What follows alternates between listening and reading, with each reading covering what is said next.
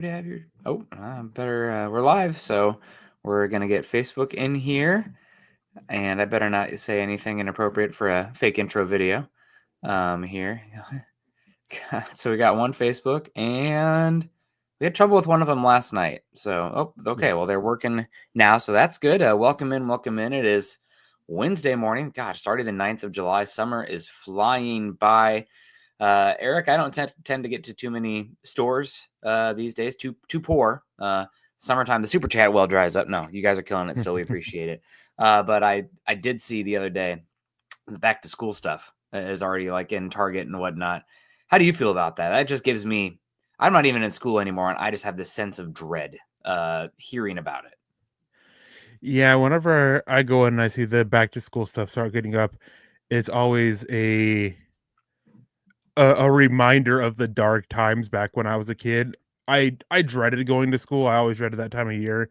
And whenever I saw it, it was like reality hit in that summer's about to end and all that. And fortunately for me, with the little one, we don't have to worry about that as much since we work on our own schedule since we homeschool her. But it just is a reminder to me, and I always bring it up to my wife. I was like, "Oh, it's that time of year again," and she's always thankful because that means she has to deal with less kids with at work for her, Mhm. who can come in and be annoying because a lot of kids aren't, you know, not necessarily not disciplined, but aren't overly respectful of being in public spaces and lead to a lot of issues. Um, it's like they had a kid that went in and took a bunch of boxes of donuts and threw them on the floor. Um, but yeah, so it's just a reminder of back when I was a kid of that dread that I would feel that school was about to start. Yeah, I will say, now that I'm an adult, it doesn't make as much of a difference, right? But like, I think it's associated a lot with the vacation, Mhm. obviously, but like actually, like if it was just summer and you're home all the time, yeah, it's not school, but like actually going somewhere and doing something. My family would head out to Estes Park almost every single summer. We'd also spent a lot of time going down to we have a family farm down in north central Missouri and a lake down there, so we'd go spend a week. And a lot of times we'd go up to Minnesota too for one of the many lakes up there. So Midwest, classic Midwest. If it's drivable, we're going. But if it's a flight, forget about it. So appreciate everyone coming in here. I want to say hello to everybody. They start to trickle in here. We got Conga Hydra coming in here saying, Good morning. Good morning to you, Conga. Hope you're doing well. I really do appreciate the morning crew coming in. It's July 9th. We're still, 2 weeks away. Rookies report here in 10 days or something, a week. And, it's slow right now. It's fine. We're having some issues on one of our Facebook groups. La-di-da. We got our YouTube folks in here, though, and Michael has also found us anyway. So we'll see if it happens. But I don't want to call out Dylan too much, but he's a mustached man now. So I'm really jealous because my wife hates mustaches, and I would rock one if it were allowable. So I'm gonna see what I can do until I take a backpacking trip at some point coming up here this summer/fall. Good to see you, Conga. Chase Wellner, go Broncos, go Chase. Appreciate you. Chase has kept the same profile picture from the beginning. So I'm not sure. Like Hydra has to keep it because it's the name. But Chase, the Happy Gilmore, go to your home ball. Appreciate it. Jake coming in on another one. Mr. Roger Rabbit says, Good morning, Broncos country. Good morning to you. Hope you're doing well. Appreciate you. We got our guy Michael Ronquillo, the Ronk. Good to see you. He says, Good morning, Nick and Eric on Broncos for breakfast. Go Bo Broncos. Go Michael. Appreciate you coming in. Yeah, it's a good goat, Nick. Is he talking about? Is that a quote from Happy Gilmore? All of a sudden I'm lost. Coffee hasn't kicked in yet. Or is he talking about the facial hair here? I don't know. It's definitely getting a little bit too much. Todd says, Good morning, Broncos country and Broncos for breakfast and Broncos country. Great to see you, Todd. And of course, Ernie Mays says, Go Broncos country only. Hello, Nick and Eric. Oh yeah, there we go. The facial hair. I mean, we're scruffy summer right now. My wife saw it behind a light the other day, and she went, "Oh, it might be time," because it's just kind of like it's not as full as it could be. But it is what it is. She also doesn't appreciate how it feels, but we're here, we're out here. I wish I could do the mustache though. I wish she was about it. So let's get into it here. We talked a little bit yesterday. If you want to check us out, Eric missed Monday, had obligations such as life, but we did talk yesterday about Bill Barnwell's article and the Broncos offensive skill group and where they ranked. And if you guys are curious about that conversation, Find us on YouTube and a podcast. The Broncos ranked 23rd, and not everything has to be disrespect up in arms from the national media for the Broncos, right? Like last season, they were wrong. I was wrong about the defense. We'll let it play out. So that you can find that conversation from yesterday. Any other thoughts though, Eric? Now that 12 hours have passed, again, I think it really does come down to what's the ceiling. You have 2 top 100 picks that are complete unknowns, and every year there is a rookie day 2, early, like round 2 through round 5, who's like explodes on the scene. It's like, oh my god! Like last year was Bucky Irving. Year before it was kind of like Puka Nakua, right? Those are even like later guys. So one of those guys hit, it's a completely different perspective on the team going forward, long term team building wise, and also just what the room is ranked this season. Yeah, I mean, and last year I was lower on the defense than what we ended up getting. So yeah, results speak for themselves. But part of it with the defense was that we didn't necessarily have all this unknown potential in the room. It was a lot of good, decent guys who ended up just having career years. And I don't think anybody was expecting that. At least with the offensive skill, the offensive weapons, we can see that there's plenty of potential in that room. We can understand that there is this pathway forward for them to be ranked much higher than 23rd. It's just, as I said last night, it's just unrealized potential. It's unrealized talent at the moment. So we still got to wait and see it and see how it plays out before we can really get up in arms about where it's ranked. But even then, we understand why they were ranked so low. And Kaga comes in saying 23rd seems high for some reason. I don't necessarily disagree with that. I mean, 23rd was definitely higher than I was expecting, which adds into why it was a fair ranking for me. Like, and that's just how it is. Well, after the season, it'll be a conversation to have and see, well, did they live up to it, or did they far exceed it, or did they fall apart? Because it's as likely as them to exceed expectations as it is for them to fall flat and fall short of those expectations. Yeah, no doubt. I mean, there was a few like Yahtzee rolls last season with the defense. You talk about Riley Moss being a big one, but you're right. There is much more. The big thing we talked about the defense last year is that the team had not like really invested draft capital in them. They'd been really building the offensive side of the ball, and to have what they did with the expenditure of resources that they had on the defensive side of the ball, Vance Joseph doesn't get enough credit. I mean, I know that there's what he was as a coach, and everybody a little bit tepid, I guess, to praise him too much because so many people wanted off with his head after the Miami and the Chicago game. But I mean, what they did last season with 1 first-round pick and really not any substantial superstar contracts. I mean, Zach Allen got a decent contract, but not a superstar contract. We'll see what he gets for his next one. And to do what they did, pretty special season. It's almost like last season the Broncos were ahead of schedule. No doubt, like the offense, rookie quarterback, his second year with Sean Payton, considering what they dug themselves out of, yes. But it almost feels like a semi-missed opportunity because you don't always have, even if you have a great defense on paper, it doesn't wind up a top 4 defense in the league. So it's like, why couldn't that defense been this season with Bo Nix's second year and everything like that? But they added to the defense, and we talked about it a lot this offseason. The floor has risen to the defense. I'm not sure about the ceiling. Of course, you can argue the ceiling too. But with defense being so volatile, there's a lot of value in raising the floor of the defense. So we got more coming in here. Dave Glassman, good to see you with the Hearts. Chase said, yeah, the defense beat up some bad teams last year. That gave them a boost. They did. The elite offenses in the league showed the Broncos defense that they were very, very, very good. But there was a gap between what the Ravens were able to do offensively, what the Bills were able to do offensively. And I mean, that just might be superstar quarterbacks paired with good systems and offensive lines. I mean, it's maybe what defenses last season were so good that they were actually stopping them. We saw what the Eagles did to the Chiefs, but we saw what the Broncos did to the Chiefs to some extent too. So you gotta be able to lean on different sides of the football at different points. Can't just be all or nothing. You got to be like an A overall on one side and a B on the other. I think in the least to be a contender. K-Legs comes in here, says a lot of unknown on offense. The one thing, okay, so we'll get into it here. I do want to get into a little bit more the comments here before we really start peeling back the grades here. The one thing you have on the offense that is not an unknown, and it sets the table, is the offensive line. And that is, we talked about it last week, that arguably for a unit is the identifier and strength of the entire team. Like the defense as a whole is stronger than the offense. Again, 23rd ranked offensive skill position. Not really a go-to guy, so to speak. Sutton's very good, but not like, Jamar Chase or Justin Jefferson out there. But the offensive line sets the table. I think they were ranked second by ESPN coming into this season, PFF. or some ranking like that. Maybe it was PFF. They're great. So the offense does have a lot of question marks. It's a veteran offensive line. They're all coming back. Maybe the depth there is questionable, but that's true for 99% of the teams in the league. So, yeah, a lot of unknowns. Thank God. You have offensive line and Sean Payton. Yeah, and even with the offensive line, the two weak spots on that offensive line are still solid starters. Like we talk about Ben Powers and potentially moving on from him, he's still at least been solid.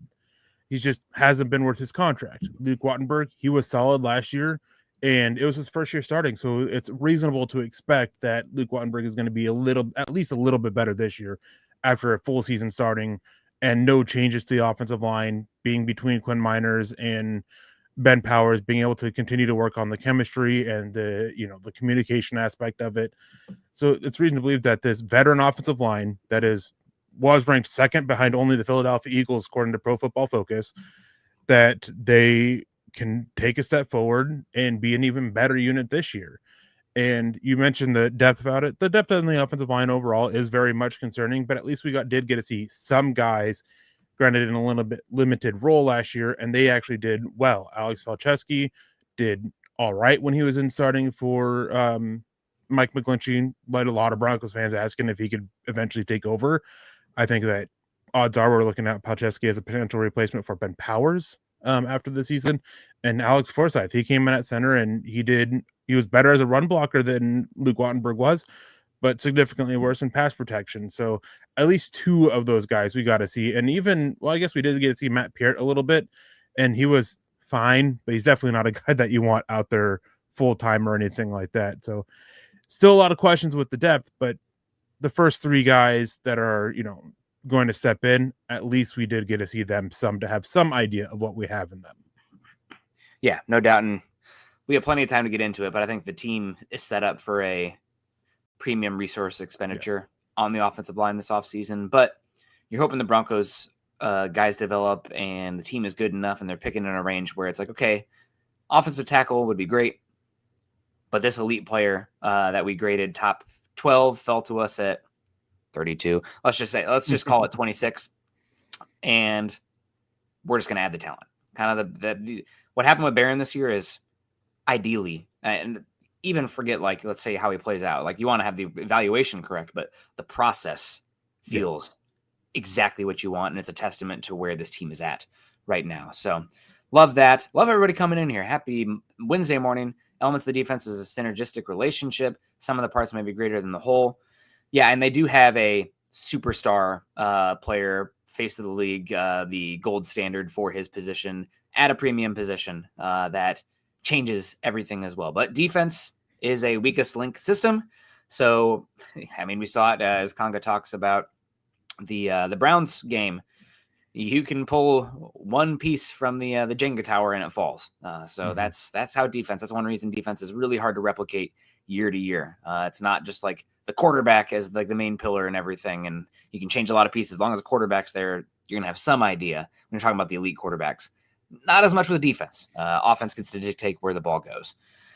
Dictating where we're going now is Lawrence. Lawrence, hope you're doing well. I feel like I haven't seen you in a second. Good to see you. I said, what up, guys? I can only stay for like 10 minutes. I got class.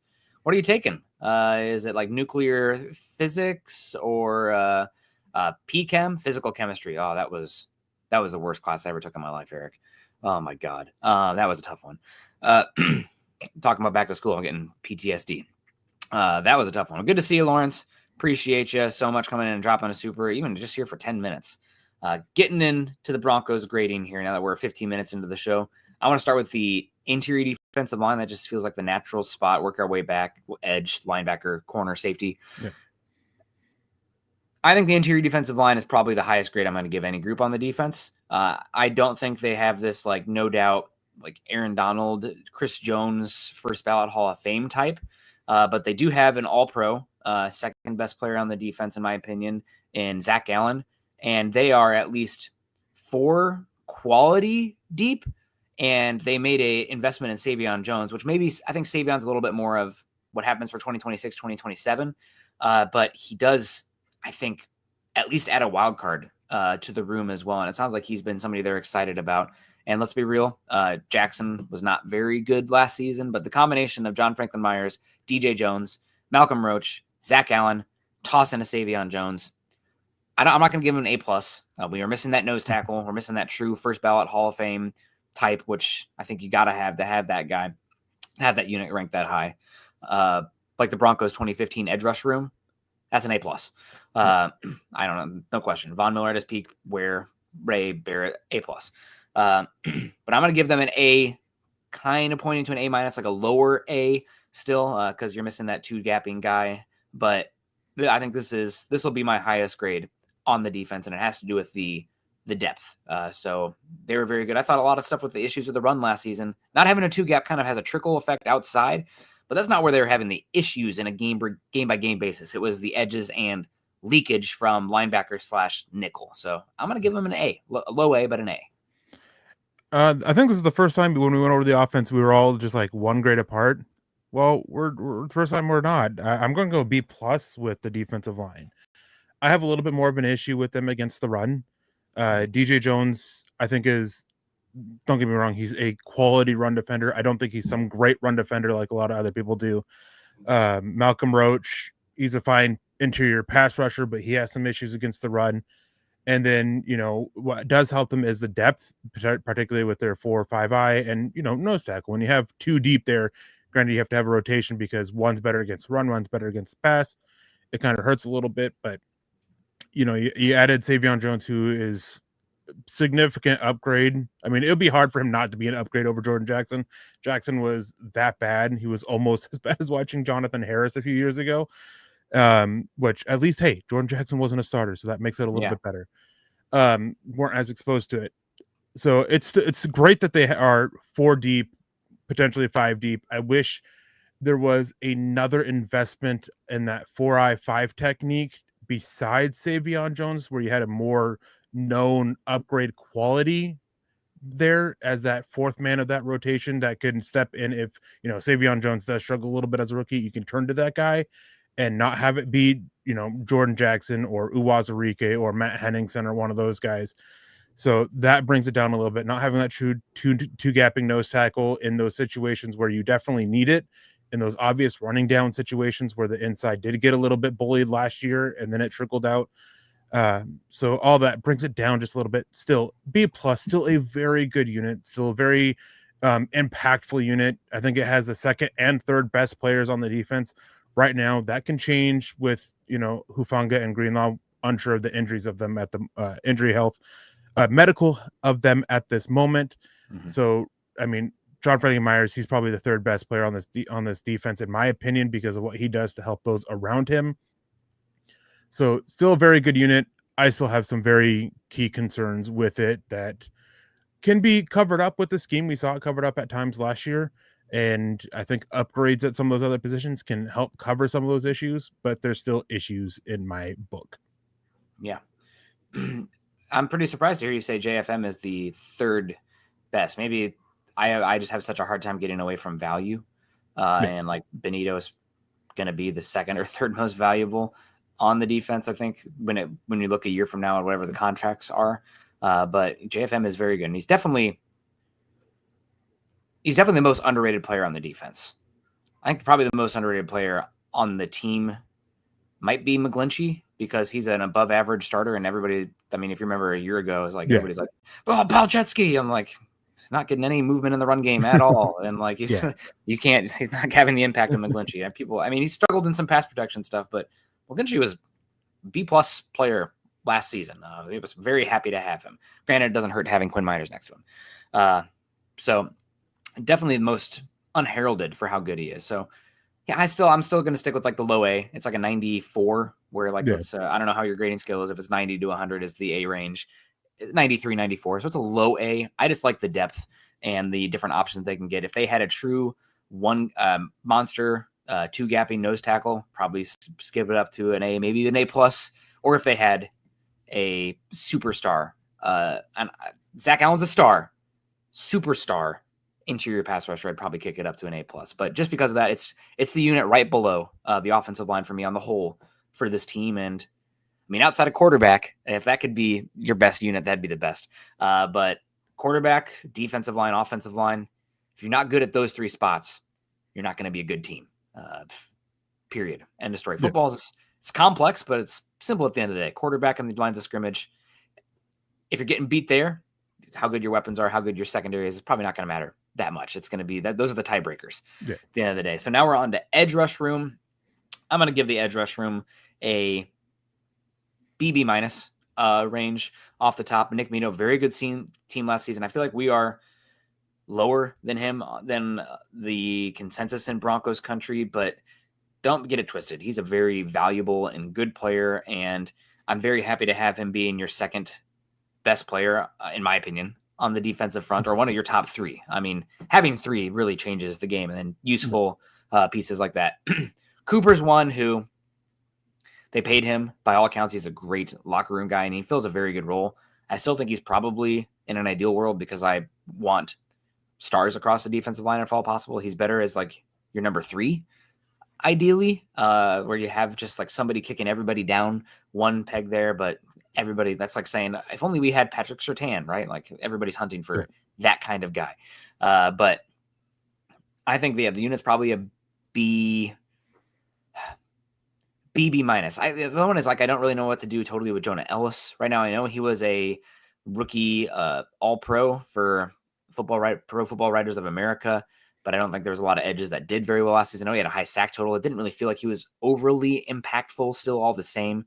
And then after that, Tillman, very good wild card. Very happy to have him as an undrafted free agent. Good player. Excited to see what Q Robinson does. Still feels like I don't have enough information on those bottom 3 guys to feel too great about it. So B-. Above average, very good. Paired with the defensive line, great. Like that's awesome. Yeah, it's a solid B- for me, and it's like it's not even a conversation of a B, but it's also not a conversation of a C+ either. It's just very solid B-. Nick Bonito, he's the 4th best player on the defense, and the big issue that I have with him is going to be an issue that I'll probably likely always have with him. I want more from him against the run. He is so easy to wash out, and he does get these big plays, but it often comes with him, just not necessarily being forgotten, but being unblocked in a way where they're, kind of aiming to go away from him, and then somebody steps up and redirects the run right at Bonito. So it's kind of more of him capitalizing on those guys around him, and I think John Frankenmeyers is a big piece that he was able to capitalize off of when it came to the run defense. Great pass rusher. You've mentioned it before. I've mentioned it on, DVDD. He's that pitcher with 102-mile-per-hour fastball, and he can just consistently hit that over and over again. Still brings value, which is why he's the 4th best. And then Jonathan Cooper, I still wish we had more consistency from him overall, because last year he started off so hot, and then he got that extension, and we saw him fall off a little bit, especially against the run, more so than as a pass rusher, but we still saw some of that drop off. And then I'm with you with the depth of it. I still have a lot of questions from it. Want to see more from Jonah Ellis. He did well last year, but it was similar in a way of Bonito against the run, where he kind of took advantage of what was going on around him, of what other people did to help create that opening. And also it kind of seemed like at times he was the, the forgotten man, so to speak, on the front, because attention was turned elsewhere. DeAndre Tillman, to me, he's the best run defender of the group, and he didn't see the field that much, but is he actually that guy? Because he didn't see the field that much. And Q Robinson, complete unknown. Haven't seen him on the field. I question his ability to make an impact on the defense as a rookie. I think he's going to be a great special teamer, but when I watch him play, you can see the talent, you can see the athleticism, and you can see the upside. It's just a matter of getting it there and transitioning to the NFL to where he can consistently have that impact. So a lot of questions about the group still. Has some potential. So it's a B- for me, which I know is going to probably be really low for a lot of listeners. You are muted. Muted. Yeah, I said we should get in some safety conversation here. That's what happens when I cough. I forget sometimes. We got Proud Zennial coming in, started the show from the beginning, so I'm behind, but good morning. Broncos Country, aka Broncos Maniacs, going to be a scorcher in Gilbert today. I don't know where Gilbert is, but you might be down there by Tucson, and our guy Michael Ronquillo. Oh, man. Eric, I mean, you and I are both, you're Pacific Northwest. You're a bit more Pacific-y and more Northwestern-y. But the thought of the desert in the summer makes me like, I want to cry, but I can't cry because I'll lose my water and I'll die if I was in the desert. But I'm just not a desert person, man. I know it's beautiful. Take me to water and forests and the the driest place I'll be is the east side of a mountain crest, ideally. I can't do snakes. I can't do spiders. I can't do scorpions. I can't do any of those things. So miss me with the desert. I'm not as bad as my mom, where if a snake pops on the TV, I can deal with it. My mom has to lift her feet. But I can't do any of those things. So miss me with the desert. I'll visit it, but yeah, I'll keep with the city aspect part of it. I need to get myself to Utah, though. I really do want to see Canyonlands and Zion. Also, Arizona, I'd love to go to Sedona at some point. But those are like January, February destinations, probably. I don't mind. Scorpions scare me. I've never come across one in the wild. But spiders, snakes, nah. I just, the one thing I can't do, and I will literally seize up and like cease to function, ticks. If I see a tick, I can't. I'm I so can't do thankful. I'm so thankful I don't have to deal with ticks up here. Like, yet. But right now I don't. So thankful for that. Yep. Conga says he misses the days when I was a young fan cheering for players on the team without second guessing every draft pick or imagining who else I could have signed. Welcome to the Great Awakening, Conga. Once the eyes have been opened, you can't go back. It's fun too, just to think about the different pathways and whatnot. I think at least, and I think I have been doing this long enough to know that we can have strong, educated, well-informed opinions about things, but you're still projecting human beings at the end of the day. So if you hear somebody who's like kind of doing what we're doing, but they're telling you like, this is what's going to happen, absolute fact, no questioning, my opinion is infallible, pull them down. That's the false idol, if you will. That's somebody selling snake oil. Get back to the snakes here, because you don't know.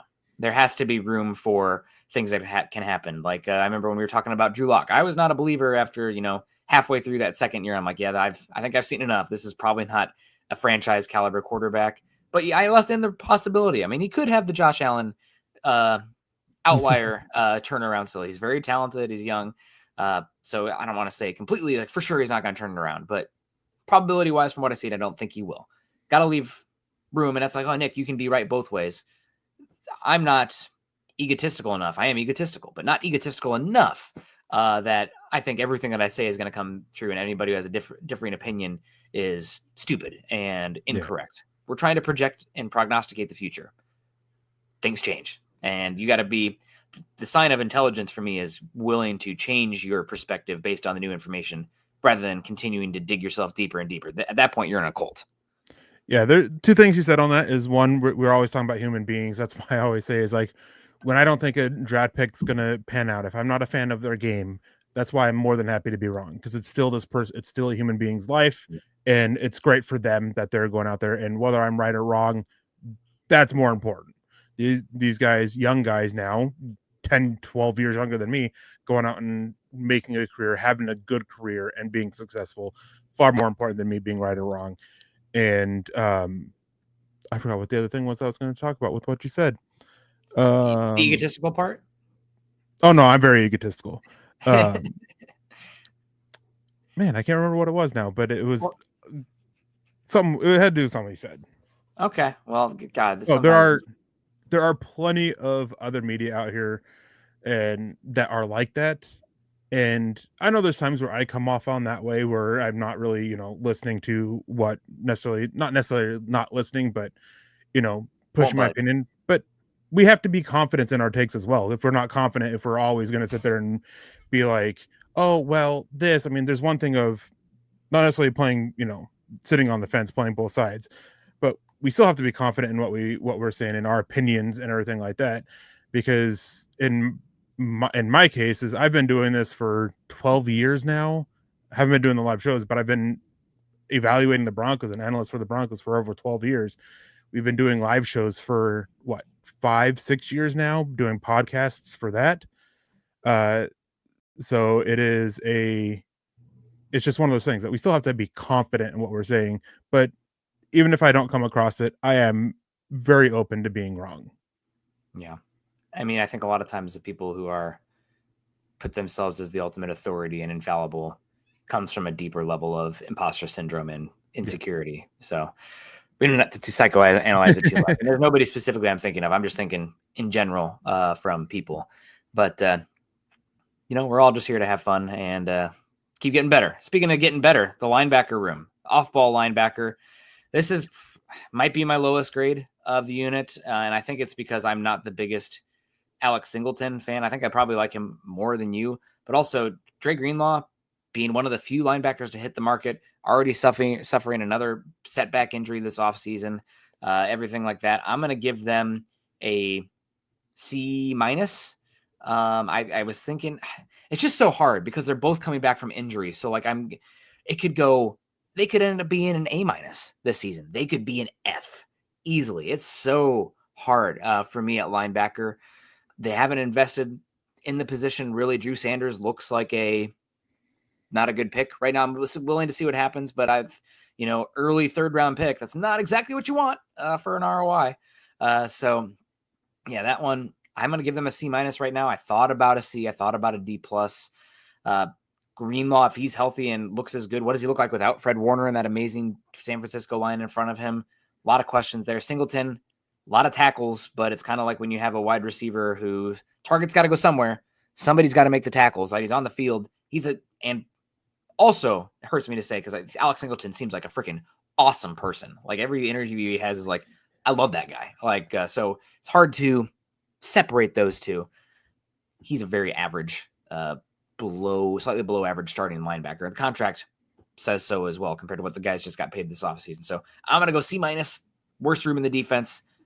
Greenlaw can change that a lot. I'm very hopeful for him.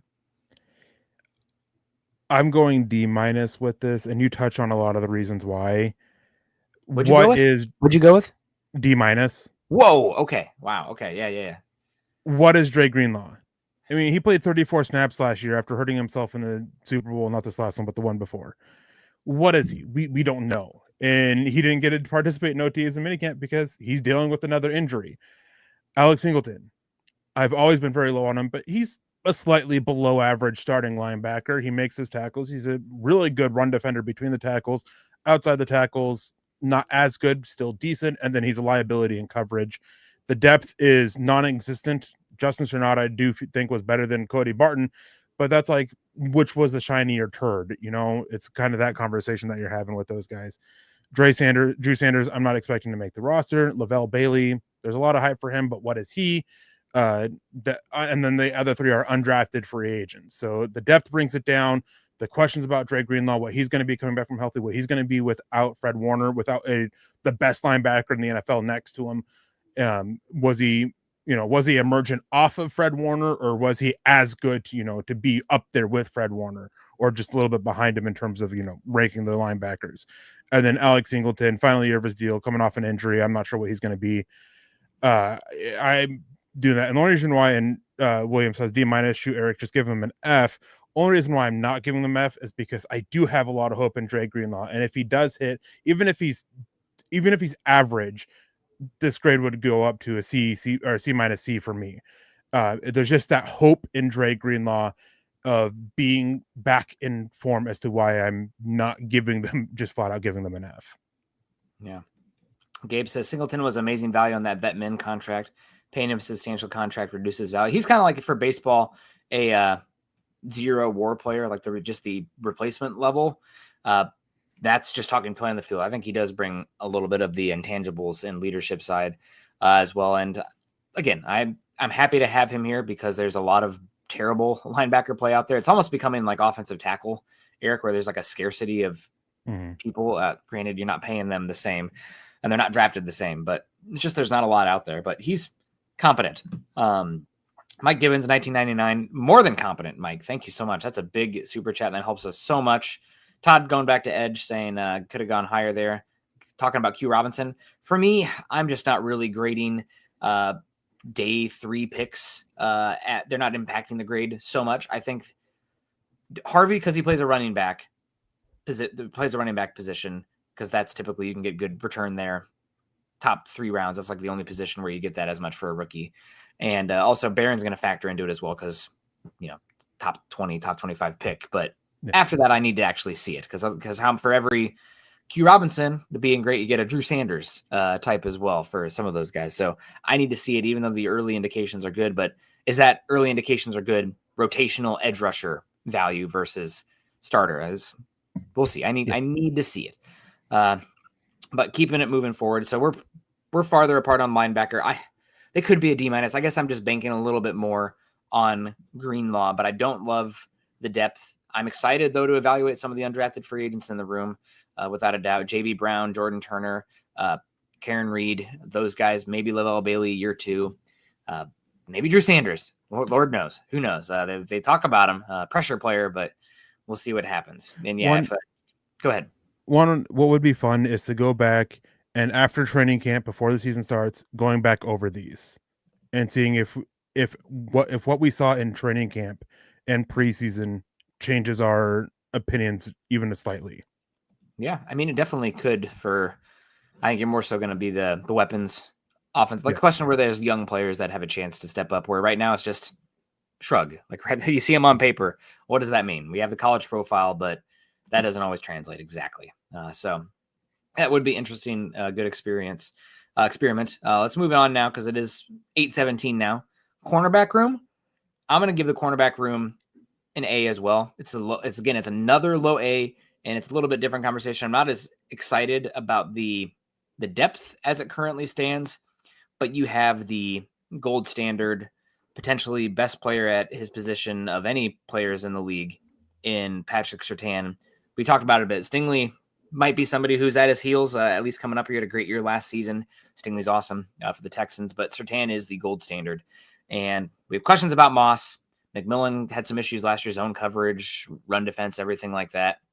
But still young players. Moss had second year. I mean, could be even better. And then you sprinkle in Jahdae Barron. The floor of the room raises a lot. I don't think you're going to have the Brown situation last year because you have another option there. So it's definitely a more volatile room because how much depends on having Surtain, and it's cornerbacks in general that tends to be more volatile year to year. But I'm going to give them an A, and it's because Surtain is, I don't know if the Madden ratings haven't come out for this next year, right? I don't think so. No. He's somebody who should be in the conversation for a 99, and that changes the room for me. Yeah, if he's not a 99, I think there should be a revolt against Madden and boycott. Yeah, that's beside the point. I'm going solid A, almost A plus. And what's keeping him from the A plus? I mean, obviously Patrick Surtain, he's doing a lot of the heavy lifting, raising that grade up. But they also have quality depth, which is something that some of these other positions don't have. And if you listen to what I've said, depth is important for me, especially at these positions that can be rotational, especially at a position like cornerback where injuries have been a concern. We saw what happened when Riley Moss wasn't out there on the field, and even was rushed back from an injury. We get the Browns game. We saw what happened when Patrick Surtain wasn't out there on the field. So we've seen what happens with these injuries. And Jahdae Barron, even though he's unknown, he does help improve the depth because I would be surprised if Jaquan McMillan doesn't make the roster as a depth piece. Riley Moss, can he stay healthy? That's the big question there. But looks like my camera just cut out. I'll try to figure out here what's going on here in a second. But Riley Moss, his injuries are a concern. Can he sit there and take that next step forward? I still have concerns with the room, which is what keeps them from being an A plus. But they're just so close. And again, Patrick Surtain, he does a lot of heavy lifting for that. Well, let's make the show about me now. No, he's awesome. With Riley Moss's injury history, Jahdae Barron being a relative unknown, I'm giving him a little bit more of a weighted grade than compared to like Q Robinson or Savion Jones. But I do worry about the depth on that one overall. So Erick is still audio only. Device is disconnected. Erick is still audio only. Maybe just move your lips, Nick. Do that anyway, right? Hot air come out while I move the lips. But I'm going to give them an A. Surtain, the superstar, great player. And I said this when we were kind of coming to the last 3 seasons of Von Miller. It's not the exact same because Surtain is younger, but cornerbacks tend to age out sooner. So, and they're also more volatile year to year. Appreciate it right now. Appreciate having Surtain. When you get a chance to watch him, really key in on him and understand that what you're seeing is rare and exceedingly valuable. So there's Erick. Erick, you look different. I'm just kidding. It's just all black screen for me, unless I'm frozen here. Dylan, I see Dylan moving now. Okay, so it's Erick. Good. But yeah, there you go, Dylan. Perfect. We got the spinning. There he is. Good to see you. Oh, when that beard get there? Oh my gosh, no. No. Back now on to safety. I'm gonna give the safety room a. Oh man, it's so hard because like with Greenlaw and Hufanga, what does it actually look like for them? And can you trust Hufanga at all? I'm going to give them a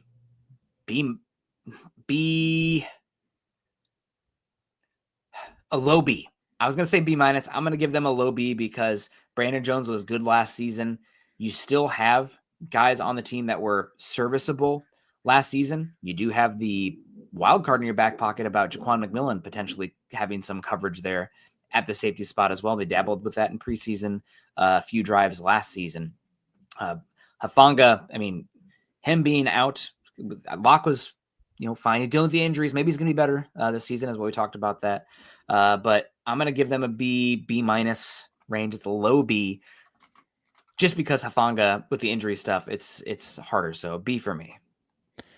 Yeah, I'm not far from me. I'm going to go a little bit higher. I'm going to go B plus for the safeties.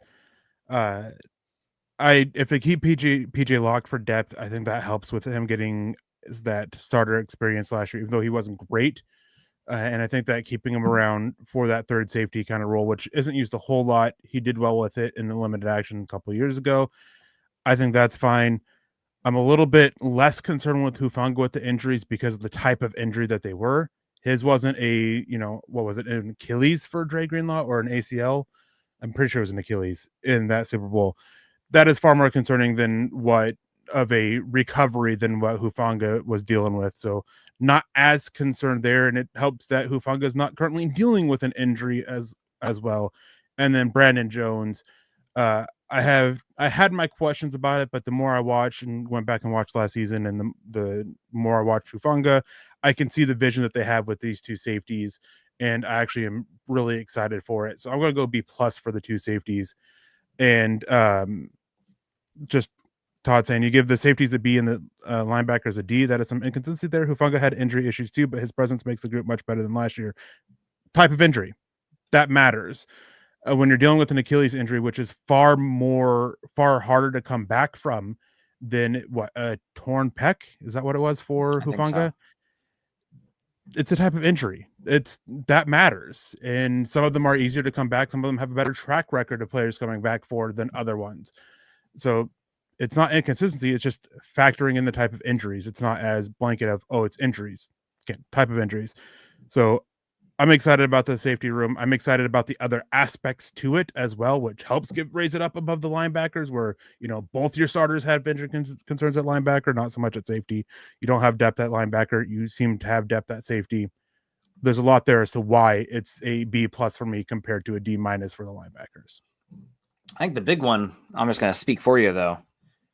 Talking about, and Gabe gets it too. Yes. Brandon Jones compared to Alex Singleton. That's probably the big one there. You have a PFF's probably higher on Brandon Jones than anybody I've seen. I guess anything to take away from Zach Allen overall, but no, they've constantly praised him, and he's definitely a more valuable, useful piece than Singleton. Granted, linebackers are harder to find right now than safeties, but yeah, that's where it comes down to for me.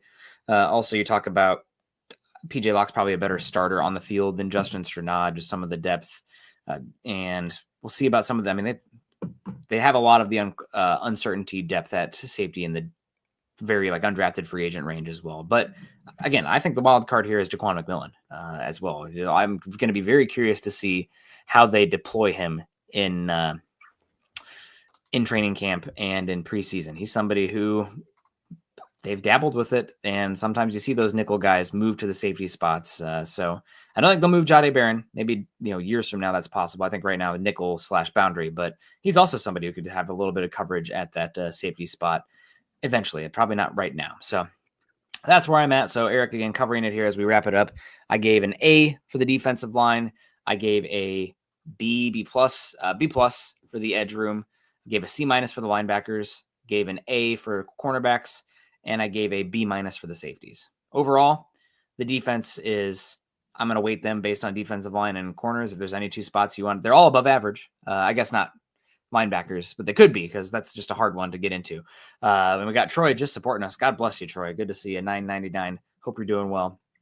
Overall, the defense is an A. It should be a top 5 unit this season. Surtain is incredible. You got crazy good defensive line depth, and you added pieces that can change how you play with more zone coverage, more diversity in your coverage, and hopefully some turnovers as well, ball production. So I give the defense an A on the whole. Yeah, defense as a whole, they get a solid A. Patterson, he's the straw that serves the drink. You have Zach Allen, who's a great player up front. John Finley Myers is a major contributor. Some disagreement between us about if he's the third or fourth best player on the defense, but either way, he's still a great player for the defense. Nick Benito with his 102-mile-per-hour fastball. You have some potential in Drake Greenlaw if he can come back and stay healthy, which coming off an Achilles is a concern for it. I like Brandon Jones a lot. Jahdae Barron, I have high hopes for him. Riley Moss played well before he got hurt. Talanoa Hufanga, not dealing with an injury, coming back from, I looked up, it was a wrist injury that he's working back from. So don't have those concerns there. Still have some concerns of depth throughout it. And some of the unknown-ish quality with, Greenlaw, what he's going to be, Jahdae Barron is what helps keep them from an A+. But there's a lot to like about this defense overall. And after we saw last year, even with me giving a D- for the linebackers, we saw how the defense can cover up to an extent bad linebacker play. And I do expect good things from Drake Greenlaw. I'm just not one to bet on a player coming back from a serious Achilles injury who looked like he was going to come back and then suffered not necessarily a re-injury to it, but suffered a setback when he did see the field late last season to cause him to miss the rest of the season. So it's a concern there, but even if they can get decent enough, solid play out of Drake Greenlaw, the linebacker room is an improvement from last year. Lacks depth, but there's a lot to like with this defense, and I'm very excited for this defense. As we should be. Again, even if the sack numbers regress a bit and they're not the league leading and franchise record breaking output there, they have different avenues to still be a good defense in the end.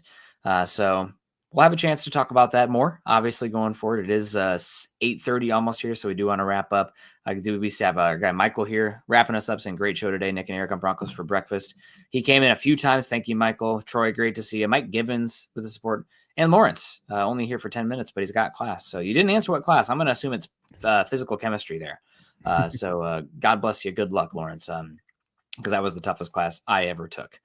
Other than my cancer cell class. I wasn't really such a wet lab guy. That's just one time, Eric, I took organic chemistry and we had like a shared lab drawer with everybody, and I did a synthesis reaction, and it took 3 hours of careful titration to get the product. And I was supposed to add, I don't know, some amount of water.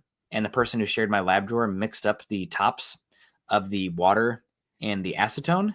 And I should have known just by the smell, but I'm not sitting there sniffing the chemicals. Some people might be, I don't know. Added the acetone, and I just saw my 3.5 hour product disappear in about 10 seconds. So I'm not going to throw whoever that was under the bus, but curse you for the red and the white tops on that. That screwed me. But I appreciate everybody. Fun conversation today. We will be back again on Monday. Make sure you're following Eric and I on Twitter. Eric is at Erick Trickel. I'm at Kendell MHH. Also follow us at Mile High Huddle, of course. We're over at facebook.com/Mile High Huddle and facebook.com/Mile High Huddle pod. And as that ticker says underneath, please subscribe, like, and share over on YouTube. If you haven't done so yet, you're joining us on Facebook, YouTube, wherever. Click the thumbs up. We got the love. So I know not everybody's in a position to be like Michael Ronquillo with 122 straight weeks of Facebook stars from Michael. God bless, man. That's unbelievable. But drop the thumbs up. We'd appreciate that a lot. I see Jake's in the house with the absolutely amazing hair. And yeah, I knew there'd be some nerds in here who would appreciate the organic chemistry mishap that happened there. I mean, I was going to cry watching my precipitate just disappear. I was so freaking pissed. Can I say that on here? I don't know. I'm not mad anymore. That was long enough. Obviously, I'm not still upset about it. He said, almost crying. But you guys have a great weekend. We appreciate everyone. Eric, final thoughts, wrapping it on up here. Yeah, you talk about science. I was never a science kid. When I was in 6th grade and we went to dissect frogs, raised my hand, said I wasn't feeling well. The teacher asked me to come up, and I didn't have the best track record of going to school in 6th grade, and she thought I was faking it until I threw up all over her. Well, God bless you. I kind of enjoyed the frog dissection and stuff, but I always thought it was very interesting. I didn't enjoy squashing the pig testicle. That one hurt me personally in the mortar. But that was genetics class. And Jacob says he's a chemist, lab tech. So God bless you. We're getting way nerdy here. I'm a scientist, so I guess mess around, find out. I should have been a field researcher. I'm way happier outside in the trees and in the water than I am inside all day. But you know what? Such is life sometimes. So appreciate everyone. Have a great weekend. Hope you're doing well. And you guys have a great rest of your weekend. Again, kindness and compassion. Go Broncos.